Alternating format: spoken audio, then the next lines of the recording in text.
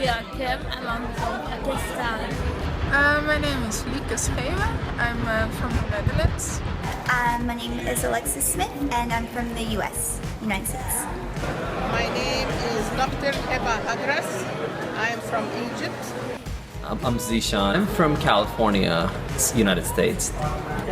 I'm Jolijn Santegoets and I come from the Netherlands.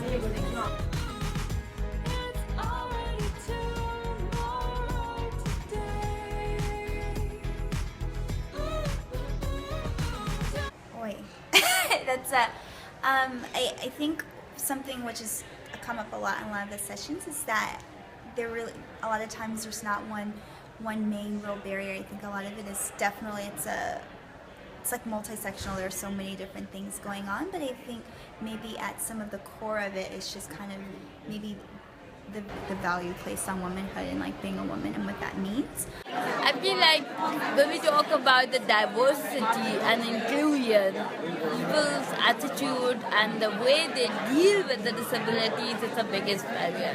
Because most of the people, even they don't have understanding about their rights. They don't know where to access, how to get the seat on the table. That's the biggest challenge. Well, I think that others view us as if we don't understand anything, as if we don't know what our rights are, we don't know what our needs are, but in actuality, no one knows our needs better than ours. So, we've just got to roll up our sleeves and teach them, and we've got to stand up and say what we need. Biggest barrier in general, I think, is still attitude. And lack of awareness, but yeah, also just low expectations. I think the first barrier is inside ourselves. If you get out of it and you know how to push forward and you're quite convinced with yourself and you feel that you can make it, I think this is the right beginning. Because nobody can get you out of your shell but yourself. I think a lot of it has to do with access, just the right, because there's a lot of information out there, there's a lot of resources, a lot of organizations that are doing a lot of good work. I think it just needs to be under maybe, under one roof, or so that people have access to this information, rather than there's so much out there, you don't know where to start, you don't know where to begin. So I think just having that in place where people can access that information, young girls can access that information, will make it a lot easier to get started. Oh, whoa, there's a lot of disabilities and I guess there's a lot of barriers. Some are maybe specific to certain disabilities, but I guess it's mostly attitudes and lack of inclusion, lack of accessibility in some ways.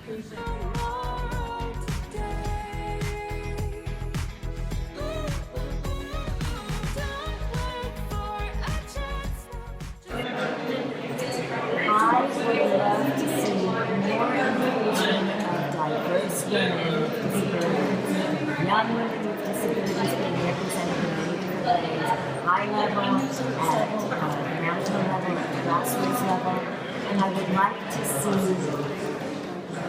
intersectionality and diverse inclusion. It's not just disability, or just women, or just me. We are all three, like the me. I'm a black woman who is deaf. Oh, by that time, all forced treatments are abolished. There are no more people living in institutions without their will. People have the right to choose which support they want, and they can get the support they want. And that's what I hope will be achieved in 10 years.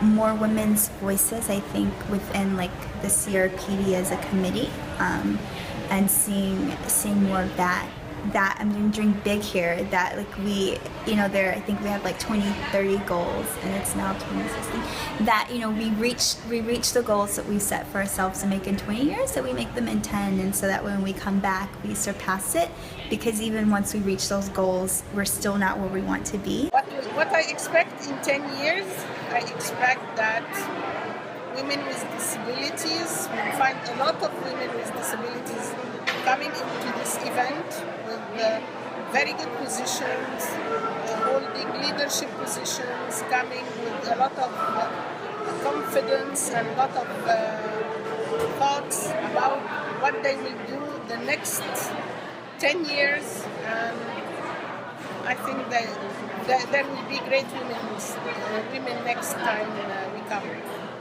There was a lot of focus on accessibility. There was a lot of focus on gender equality, and I think those are two very important goals to be addressed in the next 10 years. Having technology play like a bigger role in just really enabling a lot of different groups, a lot of different people with different disabilities to be part of the conversation. More visibility of disability in all the fora that matter. Like we're here at the UN today.